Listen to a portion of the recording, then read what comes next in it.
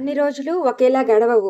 నా లాస్ట్ వారం మాత్రం వంటలు, వర్షం, క్లీనింగ్ అంటూ సింపుల్‌గా గడిచింది. అందులో ఒక్క వీడియో నన్ను ఆలోచించేలా చేసింది. అదేంటో చూద్దాం. అందరికీ నమస్కారం. Welcome to Shravani diaries. Last week maximum cleaning work అనమాట. కిచెన్ అండ్ స్టోర్ రూమ్ ఈ 2 క్లీన్ చేశాను. ఫస్ట్ అయితే స్టోర్ రూమ్ షెల్ఫ్స్ అన్నీ ఎంప్టీ చేసేసి, ఆ తర్వాత అన్నీ నీట్‌గా తుడిచాననమాట. పిల్లల్ని తీసుకొచ్చే టైం అయిపోతుంది. సో, అందుకని ఫ్రెష్ అయిపోయి ఫస్ట్ పూజ చేసేసి తర్వాత ఎళ్లి పిల్లల్ని తీసుకొచ్చాను. మళ్ళీ ఆఫ్టర్‌నూన్ సెక్షన్ మొత్తం తిరిగి స్టోర్ రూమ్‌లో సర్దడం మొదలైందనమాట.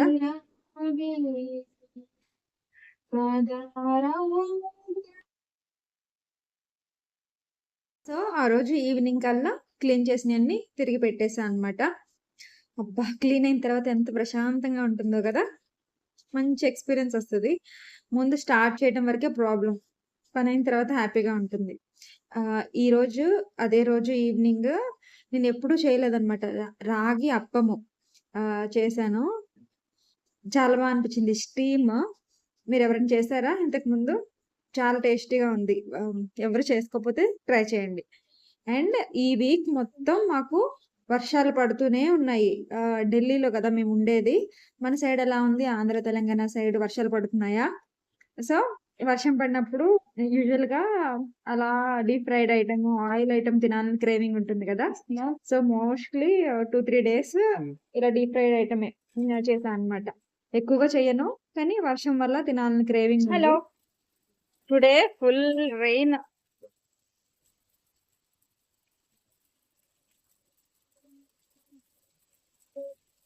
మా ఇంటి ముందున్న వ్యూ ఎంత బ్యూటిఫుల్‌గా ఉందో చూడండి. వీక్ మొత్తము ప్రొడక్టివ్‌గా గడిపి, ఈ వీక్ ఇన్ మై లైఫ్ లాగా వ్లాగ్ చేద్దాం అనుకున్నాను. బట్ మోస్ట్‌లీ పిల్లలు ఇంట్లో ఉండిపోవడం వల్ల కుదరలేదనమాట. రెగ్యులర్‌గా ఉండే డైలీ రొటీన్‌తోనే సరిపోయింది. కిచెన్ మొత్తం ఎంప్టీ చేసేసి, మొత్తం నిన్న స్టోర్ రూమ్ చేశాను కదా! ఈరోజు కిచెన్ మొత్తం ఎంప్టీ చేసేసి, అంతా క్లీన్ చేసేసి, డస్టింగ్ చేసి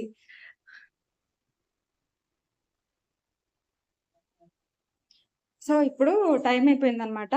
ఎళ్లి పిల్లల్ని తీసుకురావాలి. త్వరగా ఫ్రెషప్ అయిపోయి, ఎళ్లి పిల్లల్ని తీసుకొచ్చేసి, వచ్చాక సర్దుకోవాలి. ఇదిగోండి ఇలా ఒక్కరోజు నల్ల బొబ్బర్లతోటి గారెలేసాననమాట.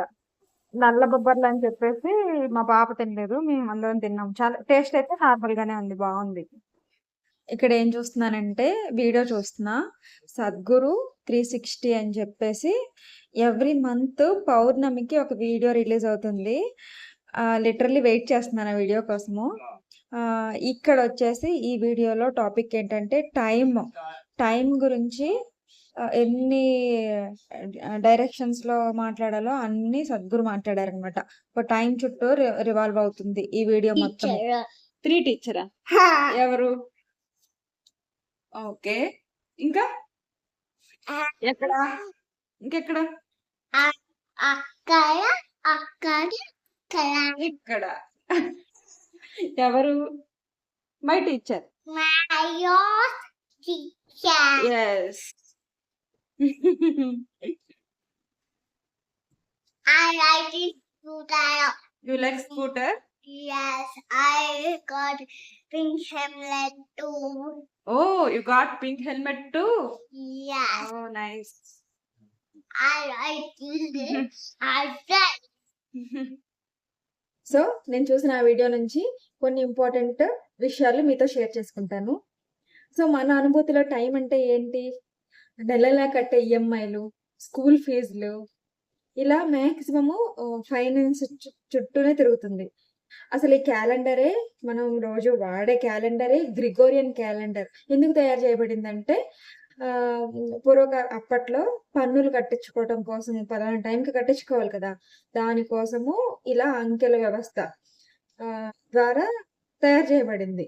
ఇది మనకి ఏం సపోర్ట్ చేయదు. ఓన్లీ ఫైనాన్సెస్ కోసమే తయారు చేయబడింది. మన ఋషులు, మునులు అప్పట్లోనే లూనీ సోలార్ క్యాలెండర్ అంటే సూర్య చంద్రులకు సంబంధించిన క్యాలెండరు, లేదంటే సోలార్ క్యాలెండరు అలా అప్పట్లోనే కనిపెట్టారంట. అది దేన్ని ఆధారంగా చేసుకొని కనిపెట్టారంటే ఈ కాస్మోస్‌లో వచ్చే చేంజెస్ సేమ్ ఏదైతే చేంజెస్ కాస్మోస్‌లో వస్తున్నాయో మన బాడీలో కూడా అదే చేంజెస్ వస్తున్నాయి. సో, దాన్ని అర్థం చేసుకొని కనిపెట్టారనమాట. ఈ సైన్స్ ఇదంతా ఏది లేనప్పుడే కనిపెట్టిన క్యాలెండర్ అన్నమాట. సో, ఆ క్యాలెండర్‌ని ఉపయోగించుకొని మనల్ని మనం ఎన్హాన్స్ చేసుకోవచ్చు. ఆ క్యాలెండర్ మ మనలో వచ్చే మార్పులు గమనించి ప్రకృతిలో కూడా అదే మార్పులొస్తున్నాయి కాబట్టి దాని అనుసంధానంగానే మనం కూడా మార్పులు చేసుకుంటూ మనం కూడా గ్రో అయ్యే విధంగా ఉందనమాట. మన పండగలు అన్నీ అలా డిజైన్ చేసినవే. సో, అది మనకు చాలా యూజ్ అవుతుంది. ఇప్పుడు వాడే మన గ్రిగోరియన్ క్యాలెండర్ వచ్చేసి అన్నీ డబ్బు చుట్టూ, ఫైనాన్షియల్స్ చుట్టూనే ఉంది. అది మన గ్రోత్‌కి ఏమాత్రం ఉపయోగపడదు. సో, ఈ విషయం నేను అర్థం చేసుకున్నాననమాట.